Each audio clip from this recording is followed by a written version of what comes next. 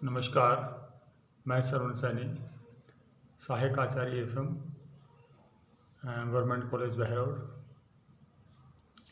आज के अपने इस लेक्चर में हम सहकारिता के सिद्धांतों पर चर्चा करेंगे। जैसा कि हम पूर्व में सहकारिता की अर्थ और परिभाषा, सहकारिता का उद्देश्य, महत्व, विशेषताएं आदि पर चर्चा कर चुके हैं। आज का ये वीडियो यूनिट 5 से संबंध रखता है।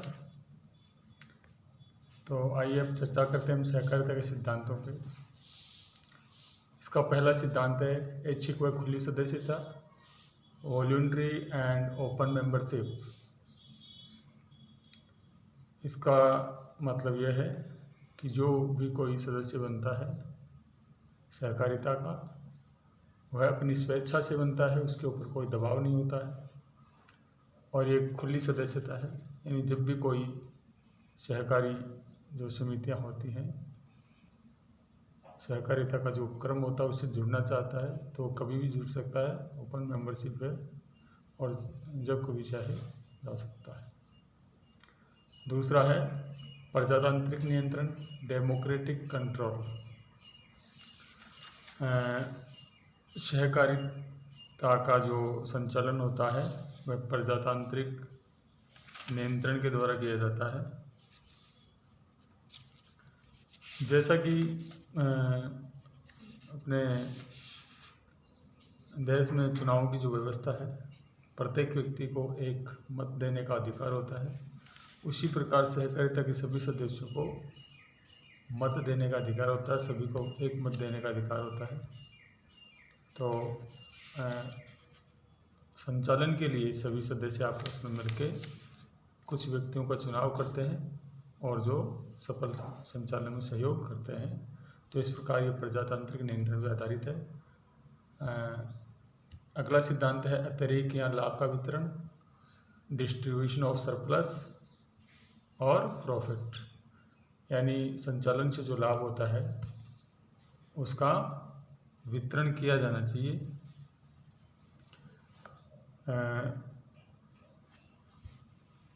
यानी लागत मूल्य में थोड़ा बहुत लाभ जोड़ के वस्तुओं का मूल्य निर्धारण किया जाता है और उनके लेन देन से जो लाभ होता है समिति को, उसको सदस्यों में आपस में बांटा जाना चाहिए या कुछ हिस्सा रोक भी लिया जाना चाहिए ताकि समिति को और अधिक आर्थिक रूप से सुदृढ़ किया जा सके।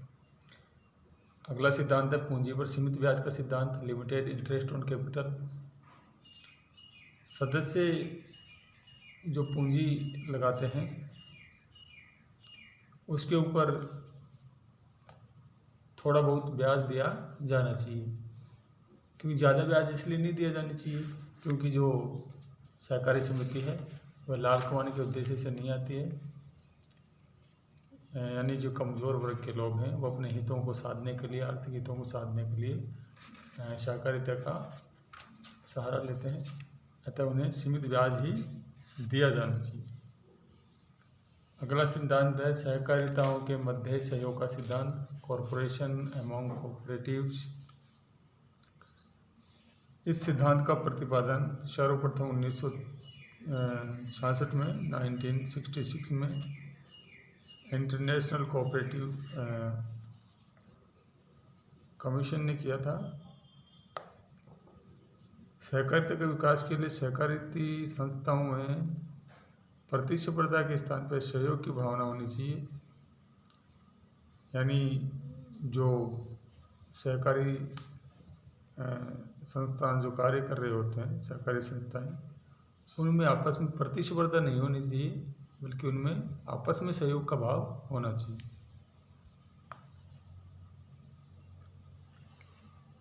यदि इनमें आपस में सहयोग की भावना नहीं होगी तो ये संस्थाएं आपस में प्रतिस्पर्धा करने लगेंगी और इसके साथ ही उनके पतन की शुरुआत हो जाएगी। अगला सिद्धांत है सहकारिता शिक्षा का सिद्धांत, प्रिंसिपल ऑफ कोऑपरेटिव एजुकेशन। सहकारिता के सभी सदस्यों को सहकारिता की शिक्षा दी जानी चाहिए ताकि उन्हें सहकारिता का अच्छी तरह से ज्ञान हो और सहकारी उपक्रम के संचालन में किसी तरह की कोई सैद्धांतिक दिक्कत नहीं हो। अगला है पारस्परिक सहायता द्वारा आत्म सहायता, self help through mutual help. सहकारिता का एक ये बड़ा सिद्धांत है, क्योंकि सहकारिता का ये मूल मंत्र है कि जो सभी व्यक्ति आपस में सहकारिता से जुड़ते हैं वो एक दूसरे की सहायता करते हुए अपनी सहायता करना चाहते हैं, यानी एक सबके लिए और सब एक के लिए, ये इसका मूल मंत्र है। फिर है नगद व्यापार का सिद्धांत, प्रिंसिपल ऑफ कैश ट्रेडिंग। सहकारिता उपक्रम को हमेशा नगद में ही व्यापार करना चाहिए, ये उधार पर आधारित नहीं होना चाहिए। तो ये इसकी आधारभूत सिद्धांत है। अगला है सेवा का सिद्धांत, प्रिंसिपल ऑफ सर्विस। जैसा कि हम जानते हैं सहकारिता उपक्रम की स्थापना लाभ कमाने के लिए नहीं की जाती। जिस प्रकार पूंजीवादी व्यवस्था में उपक्रम या संस्था का उद्देश्य लाभ कमाना होता है, वह सहकारी समितियों का उद्देश्य नहीं होना चाहिए। सहकारी समिति सहयोग के या सेवा करने के उद्देश्य से इस उपक्रम में आती हैं, और जो कमज़ोर लोग होते हैं आर्थिक रूप से, वह अपने हितों को साधने के लिए और अपने हितों को, आर्थिक हितों को मजबूत करने के लिए सहकारिता के से जुड़ते हैं। इसलिए यहाँ पर जो उत्पाद बनते हैं सहकारी समिति के द्वारा बनाए जाते हैं, उनमें लाभ का तत्व बहुत कम होना चाहिए, न्यून मात्रा में होना चाहिए, यानी सेवा का सिद्धांत ही सर्वोपरि है। अगला है न्याय व समानता का सिद्धांत, principle of justice and equality. न्याय का सिद्धांत यह है कि जो सदस्य सहकारिता का संचालन करके लाभ कमाते हैं थोड़ा बहुत, उसका वितरण है वह उनके द्वारा किए गए लेन देनों के ऊपर आधारित होना चाहिए। यानी जो जितना अधिक सहकारिता समिति के साथ लेन देन करता है उसका लाभ में उतना ही हिस्सा होना चाहिए, और जो कम लेन देन करता है तो लाभ में उसका आनुपातिक रूप से उतना हिस्सा कम होना चाहिए। और फिर है समानता का सिद्धांत। समानता का सिद्धांत ये कहता है कि सहकारी समिति के सभी सदस्यों को, यानी प्रत्येक सदस्य को एक मत देने का अधिकार होना चाहिए। जो प्रजातांत्रिक प्रणाली है इसमें जब कभी सदस्यों का चुनाव किया जाता है संचालन के लिए, तो उसमें प्रत्येक सदस्य को एक ही मत देने का अधिकार होता है। यही समानता का सिद्धांत है। फिर है प्रचार का सिद्धांत। प्रचार का सिद्धांत जैसा कि हम जानते हैं कि बिना प्रचार प्रसार के किसी भी व्यवसाय को आगे बढ़ाना मुश्किल होता है। अतः सहकारिता के लिए भी ये होना चाहिए कि वह प्रचार प्रसार का सहारा ले। तो इस प्रकार अपने व्यवसाय में आगे बढ़ सकती है। अगला है अवैतनिक सेवा का सिद्धांत, प्रिंसिपल ऑफ ऑनररी सर्विस। सहकारी समिति के सदस्य हैं वो समिति के साथ जुड़ते हुए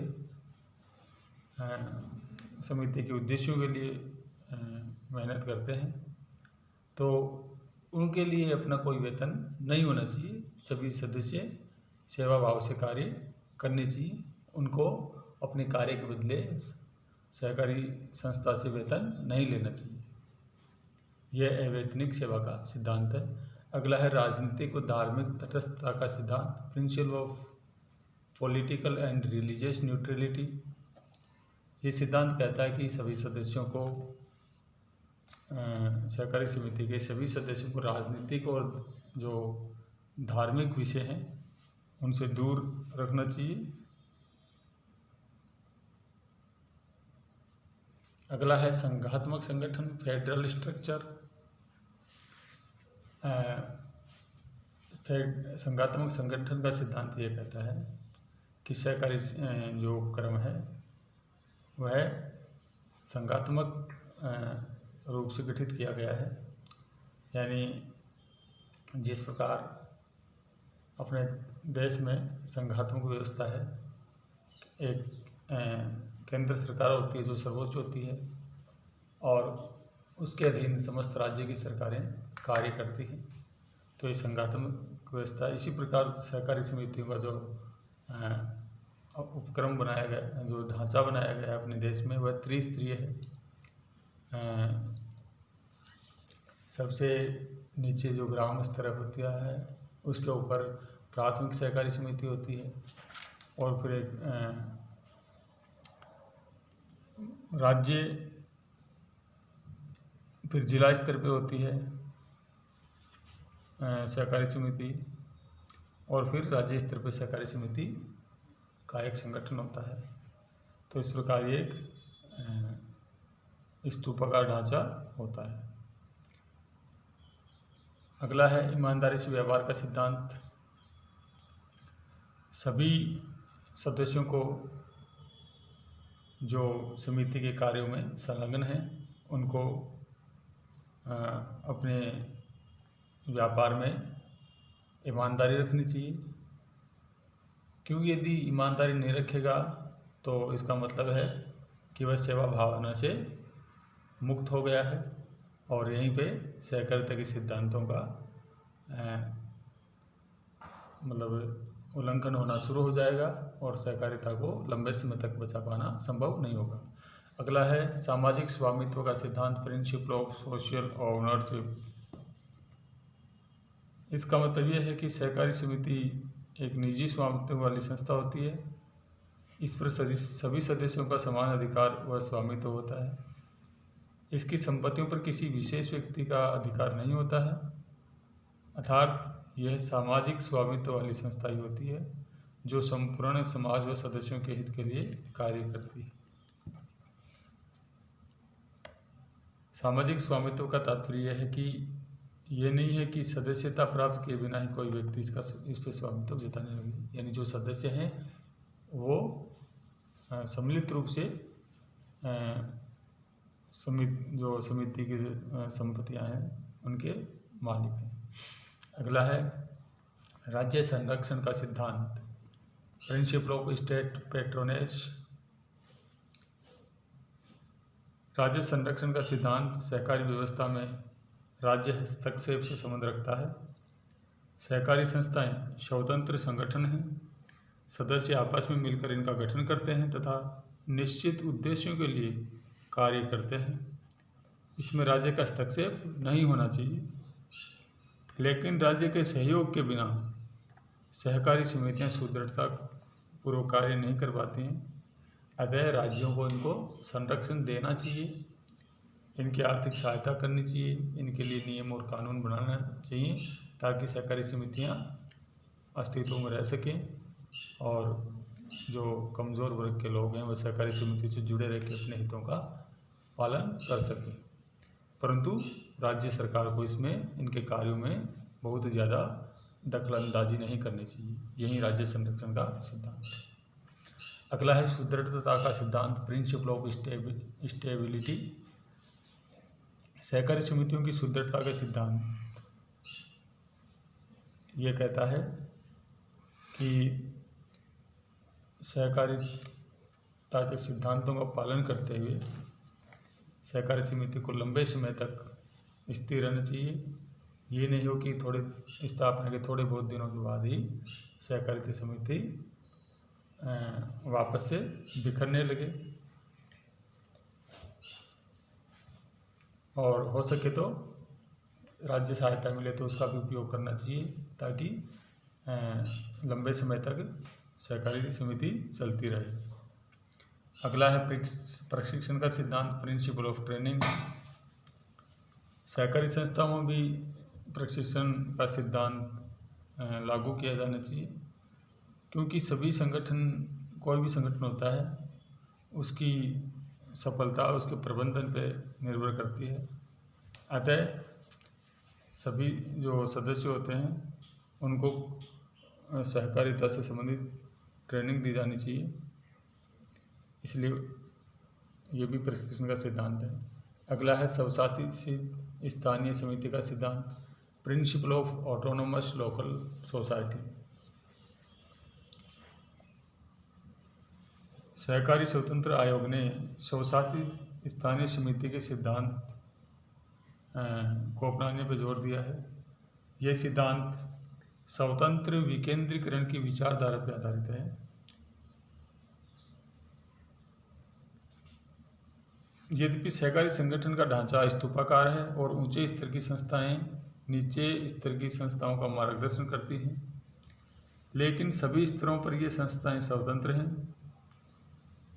यानी जो स्तूपाकार ढांचा है उसमें ऊपर वाली संस्थाएं नीचे वाली संस्थाओं को गाइड करती हैं, परंतु सभी संस्थाएं अपने स्तर पे स्वतंत्र होती हैं। इनका प्रबंध चुने हुए सदस्यों के द्वारा, प्रतिनिधियों द्वारा स्वतंत्र रूप से चलाया जाता है। इस प्रकार जो स्थानीय सदस्य होते हैं वही इसके संचालन में भाग लेते हैं। अतः जो सहकारी समिति है उसका यह ऑटोनोमस लोकल सोसाइटी होती है, यानी यह ऑटोनोमस यानी स्वतंत्र स्वशासित होती है और इसका संचालन समिति से जुड़े हुए लोकल लोग या स्थानीय लोगों के द्वारा ही किया जाता है। यही स्वशासित स्थानीय समिति का सिद्धांत है। आज के लिए बस इतना ही। Thank you.